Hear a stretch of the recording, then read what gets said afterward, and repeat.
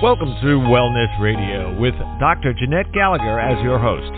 Her show discusses topics of health, wellness, and spirituality, and is about discovering your place in this great universe, from your cells to the cosmos. Along with her guest, in casual conversation, she strives to ask the difficult questions that may be holding you back from a vibrant life, and shares new ideas that may inspire you to make a change in your life that you only can see in your dreams. And now, here is Dr. Jeanette-Gallagher. Good evening, everyone, and welcome to Wellness Radio. This is Dr. Jeanette-Gallagher, and it's a pleasure to have you with us here this evening. Tonight, we are going to take a gentle time to be able to meander through our thoughts, our minds, our hearts, our souls, and our spirit. Where are we going to go? Into the woods, perhaps into the space where we say, I know, I feel, I explore, I play, I enjoy. Today, we're going to be talking about a children's book, as I call it, a New Age children's book, because it's so different, so unique, and absolutely wonderful for the children that are now coming into the world. They are really, as I call, new souls. They're not dragging in old history, old dogma, and things that have to be healed, and pain and suffering that has to be excavated, as we have done, as we have been the old souls.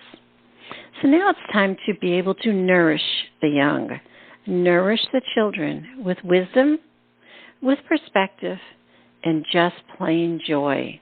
Maybe we, in many of our generations, can sit down and listen to the children and see how we, too, can be transformed. Today, my guest is Juel Maerz. Her book is The Little Philosophers and the Tree of Knowledge. Juel, thank you so much for joining us today. It's a pleasure to have you with us. It's a pleasure to be here. Thank you. I'm so happy to have you here because as soon as I got this book and I took it out of the package, I said, oh, I love the book. Oh, I love the book. I love the book. I love the book. And I didn't know what it was about. I didn't know what was inside the pages. I didn't open it up. I just set it down, set my hand on it, and said, it's a pure joy. Do you think that's truly what we want to emanate from our works, our words, and our wisdom for children? Yes, absolutely. I think that the books that I have written are, direct codes and messages to activate and spark the joy of life within every child that is read to the book is read to, or that reads the book themselves. Yeah, I just love books. We always call them New Age children's books because I find that if a grandparent is reading the book to a child, it will also, too, turn a stone, maybe a little crack in the armor of an elder, maybe perhaps bring them hope, or maybe perhaps spark a conversation with a child that will help an elder heal. I think sometimes we always say, oh, but that's their job, or their job, or their job. We kind of secularize everything.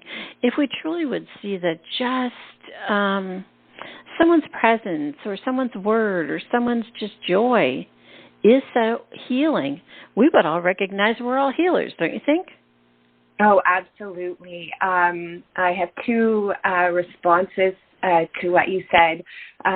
One was about the elder having that activation as well, and I think that we sometimes detach even from our own life experiences that within us we all house our inner child, and that is with us throughout our life as we mature and as the layers of our experience continue to expand. That inner child is still within us. And I think the other piece that I wanted to connect to what you just said was especially when like a grandparent and a grandchild are sharing an experience, through my soul life doula work, I see the connections of families and how, especially within family matrices, we have the ability to activate and heal each other just because of the fact that we are part of the same family network. And so I think absolutely we are actually destined, and we always have the potential to help heal each other. Yeah, I think sometimes the idea we say it's just a children's book. It's just there. You know, as I've shared so many times over the decade, that I think children's books, especially the New Age ones, have a wonderful place in an assisted living, in an elder care facility. I mean, you can gift this book, The Little Philosophers and the Tree of Knowledge, to an elder, and they would just delight in it. It's just enough pages, just enough words. The drawings and the illustrations will just bring them along another adventure. It doesn't have to be just a child, right? Oh, absolutely. Yeah, this book and this message, I think, can be enjoyed by elders, and I think have a comforting or a nostalgic piece for them as well, because there was a lot stronger of a connection with previous generations with the woods, and so a lot of my books are returning children to that type of play. Yeah. Yeah, especially, I mean, look at myself. I mean, we were pushed outside in the 50s, and it said, don't come back till it's dark. Well, where did you go? Well, of course you went to the woods. You know what I mean? Where else were you going to go? You know? And I can distinctly remember that right next door to our house, which was exactly maybe 10 feet, the plot of land, it was a cemetery. You know, and it had big trees, and I used to go in and lay down by the tombstones all day long, you know, and we'd recognize it. We hear the stories, and we go, oh, that's weird. But in essence, we were totally connected to the earth and its spirits around so long ago. It's just that in the decades since, we've become disconnected. So by, sharing a story of what's in the woods, wow, that can take you everywhere, yes?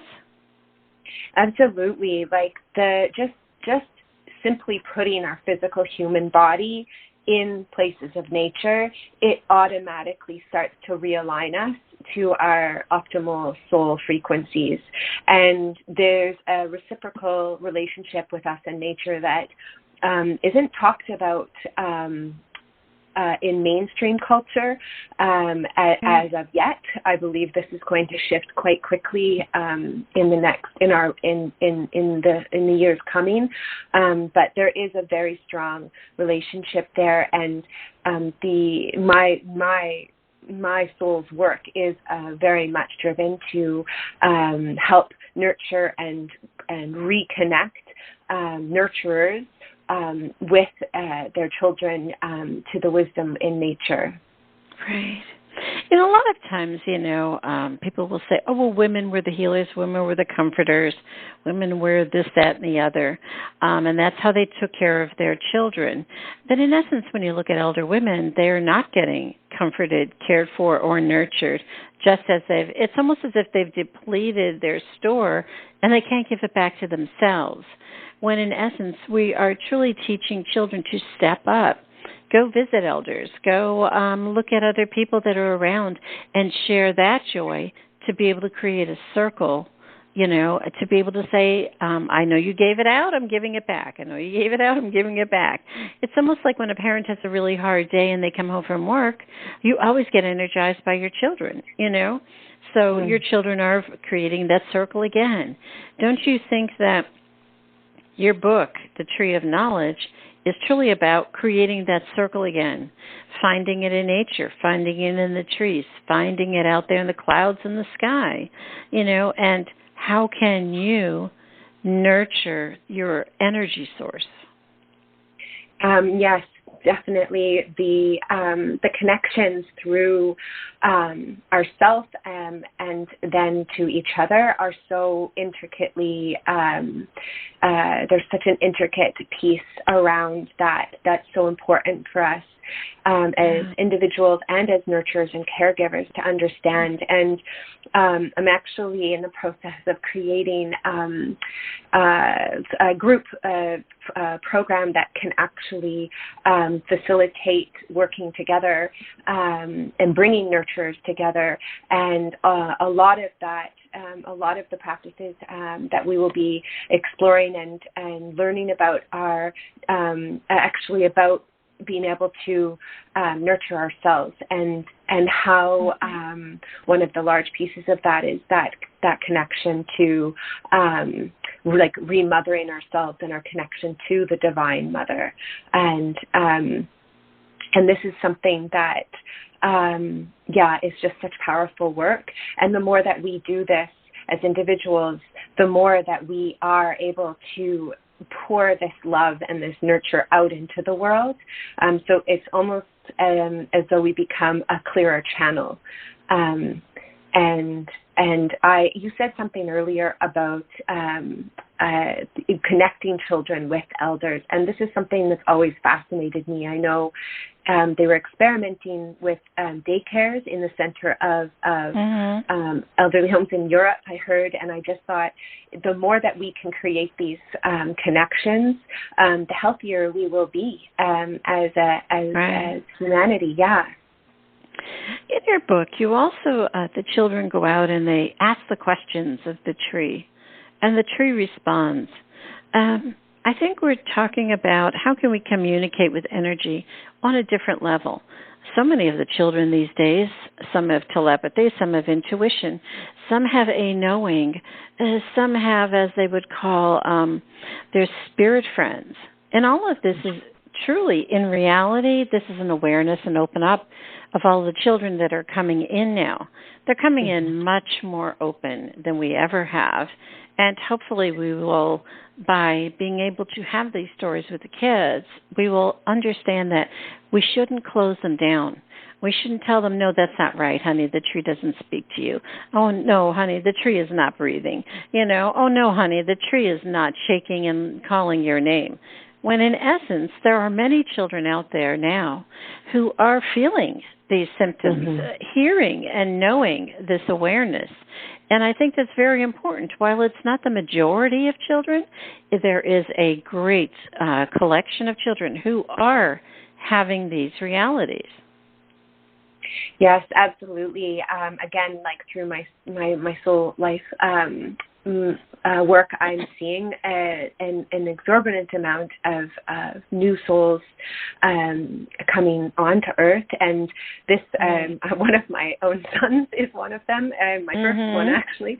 And I thought, oh my gosh, I thought I would have an old soul, and then I was like, what? How do you introduce the world to this? And then it made me start really reflecting on my what I had built, and knowing from my own early childhood, because I was one of those children that saw things, I heard things, I felt things, I knew things, and very slowly those things started to fade as I aged, and I've very intentionally started to re-nurture those things back in. And again, on the course that I'm creating, Call of the Nurturers, we actually are going to explore the energetics of the new souls and the old souls. And both are very key, because the old souls have a wealth of knowledge and experience on the human plane that are actually here to help nurture the new souls coming in, and not just giving them the hard facts of this is the way life is, but by questioning our hard facts, understanding of reality, and returning to that core of who we are as a layered old soul, we actually then, through our own healing, are able to really guide the new souls through. Like, we actually become their guides in an essence, versus we're not imprinting them, we're guiding them, which is a big difference in terms of how we nurture. I almost call it as door openers. That's how I see us, as door openers, because once we open the door, then we are in observation of what they the potential they have or what they can produce or where they are, what they're showing us, versus always saying we're open the door and make sure you stay between the lines because this is the way it's supposed to be. So I think the idea is that when you read a children's book to a child, that you step back and allow them to be able to explore and tell you what they see. And you may read them a page and they will say, no, that's not what it says. And they'll tell you something else. Well, when you're done with the book, you might want to take out a little piece of paper or even on the book itself, because it is a beautiful, large book and there's a ton of white space. You can write down what the child said that day. You could date that's it. Beautiful. You could date it, initial it, and then come back to it maybe a year or two later and read the child the book again. And the child may have something else different. Because I think the idea is that who are we to validate other stories just because it says so? The child may be able to just look at the pictures, which are these illustrations are beautiful, and they may be able to create their own story. It doesn't even have to be in relevance, correlation, or validated by what's on the printed page, right? Absolutely. And actually, in each of the books, I encourage the parent or the grandparent or the teacher to do a child-led picture walk before they even read the story to the child, and to actually hold space for the child to ask any questions or share any impressions that they have through the illustrations before their other sense of listening to the words are activated. I very much endorse that idea, and I love the idea of jotting down what the child says as you go through and what questions arise within the child. In each of my books, I prompt at the end of the story to say, I say it at the beginning. I say, please do a child-led picture walk, and then at the end of the book, ask the child what they would like to ask the tree or the owl. In my first book, this is my first book, in the second book, which is The Little Philosophers and the Who's of Truth, which is they're talking to an owl. So to have that conversation after the book about what the child would like to ask. Right. Yeah. I think it's so important, too, because when you look at your illustrations, there's a lot of things that if you take it at face value, you'll see something. But if you turn around and step back and do not see it as only the picture there, you look at for something within. I mean, I'm looking at a page with a tree with the leaves, and just as you said the word owl, I see the leaves and they look like an owl, or I'm looking down in the bottom and, down in the grass, and there's all trees and branches and roots, or I'm looking up again on the other part of the tree and I say, oh, there's a face in there, so I think there's so much more that we can see if we choose to look beyond. So is this not many of your books, as you will call them, all of your series, The Little Philosophers, is that not teaching children to see beyond?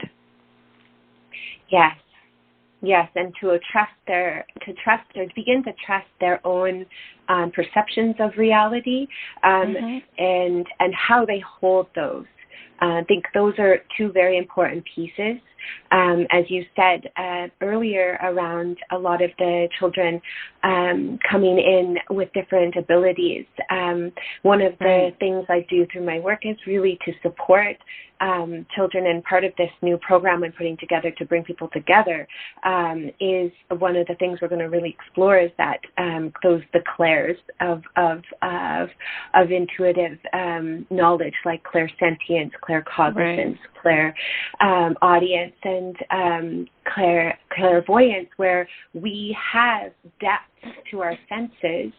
And what's really interesting is that intuition is a gift, but it's a gift that we all possess. And so recognizing that this can be nurtured right from the beginning, and that's something that we are able to hold space for and give experience to, and meaning, like if children had experiences, help explore and guide them through their journey. That's part of what my work entails, and I hope the books inspire this.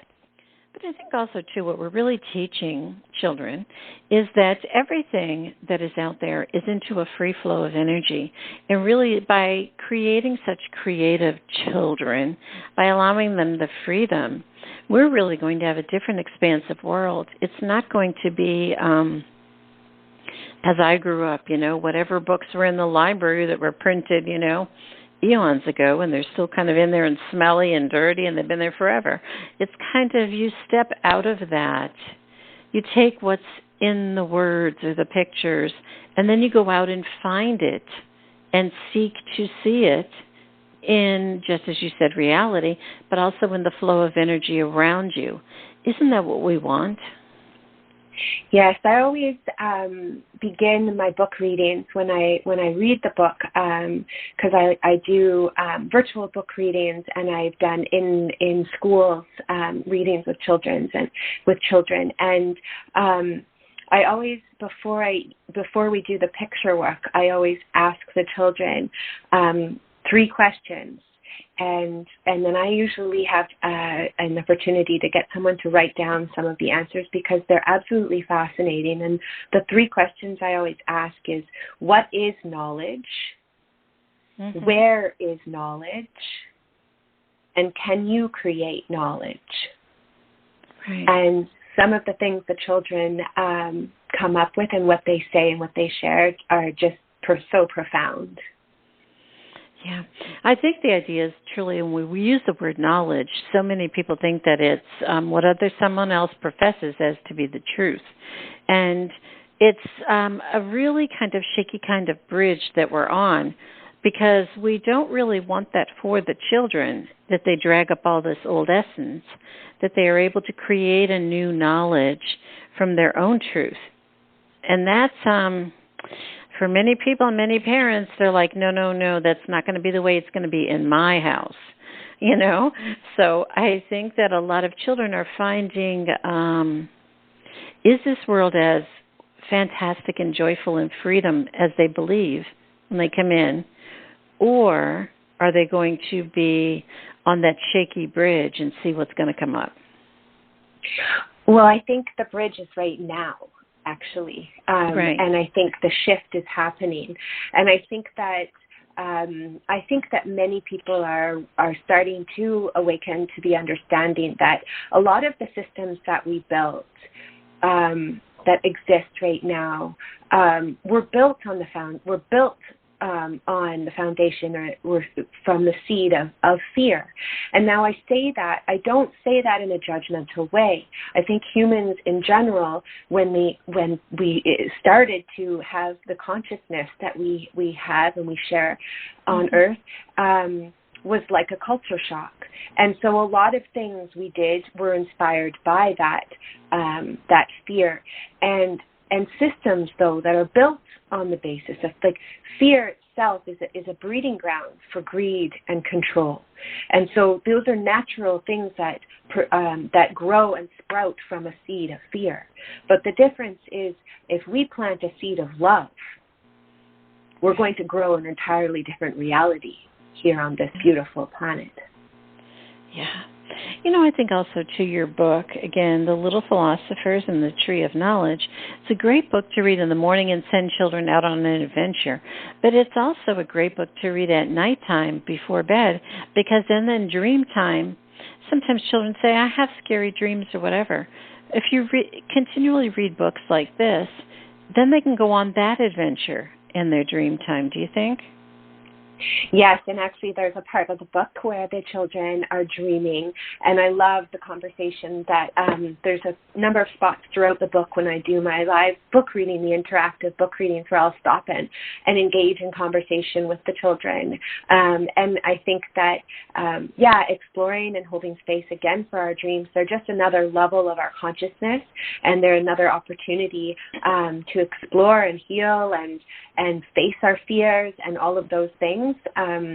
And I think the more that, we give the nourishment of ideas that they take into their sleep realm, and when they're processing, then you might have a fascinating conversation the next day, if it's a book that you read right before bed, because they've had an opportunity to process it in their subconscious. Right. In closing, let's also talk, Juel, about children who have some concerns in their life, like they might not like to go out under a tree because there's bugs there. They might have some depth of perception. They may have touch or feel concerns, or they may feel sense of security issues. The book can still take you on that journey, and it could be so freeing, and it could say, see, maybe we can go to this tree within our mind and our thoughts, or maybe create some branches and bring them into the home. So I think no matter what your child is up against, you are still able to create the scenario that nourishes nature to a child within their own world, don't you think? Yes, and I love, there's a quote, and I wish I could remember who said it, but it's along the lines of, if you truly love nature, then you will see it everywhere. And I'm probably not saying it correctly, but this is the idea behind it. And I think this is true. So, a child may not feel comfortable in nature, and so you may want to either help them with that by taking them, holding their hand, walking with them, and modeling for them. But if there's other concerns, in terms of safety or bugs or whatever, even having a plant that's in the home, you can connect to, that's a living thing that you're nourishing, that you're nurturing, that can also is nourishing you by its essence being in the home. And so there's lots of creative ways. I mean, we bring trees into our house at Christmas. I think connecting to something that's still connected to source is ideal. So something that's potted is better than something that's been cut, but it's still on its journey. So it's not as though it's completely disconnected, because part of life is death. So, but yes, connecting to it in as much as comfortable for the family to be outside, even having a picnic, in your own backyard, and just breathing the fresh air, and then letting some time to smell what you smell and hear. You can experience it quite differently when you just take that moment to perceive the world around you. Right. I always tell parents that they say, my child just doesn't like to walk on the grass, the bugs, whatever. I say, fantastic, get one of those carriers, and put them on your back, so that then they can reach for the trees, they can reach for the sky, they can reach for whatever's above them. And that will still bring them the same connection, and they will feel more empowered. I think sometimes we get a little bit stuck in our mind, and we say, it's not possible, and that we end there. And just as our children will share with us these great possibilities, we too need to be able to create them in our mind and say, but you know what, how about this? Or why not that? Or maybe that, and be able to expand the way in which we're engaged in the world. So I think truly what your book is about doing is about expanding our eyes wide open, shedding all of those old stuckness and saying, look, I don't know what the answer is. Let's step into the unknown. So aren't we encouraging children, family, friends, grandparents to step into the unknown and let's go on an adventure? Absolutely, and re-enter the flow. Right. A lot of the intuitive messages that have come through to me in the last couple of years have been exactly that: to relax and to completely.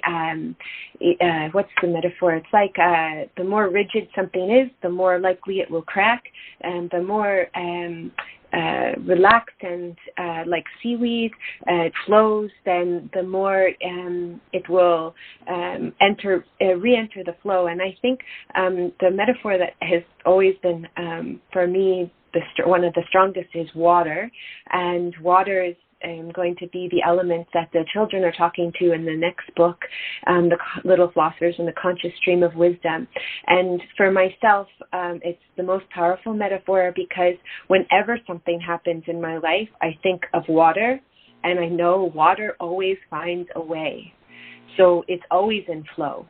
It's never, it's even when it comes to a dam or a rock, it finds a way to then find a stream around it, or it evaporates back up into the clouds and it re-enters. It's always in flow.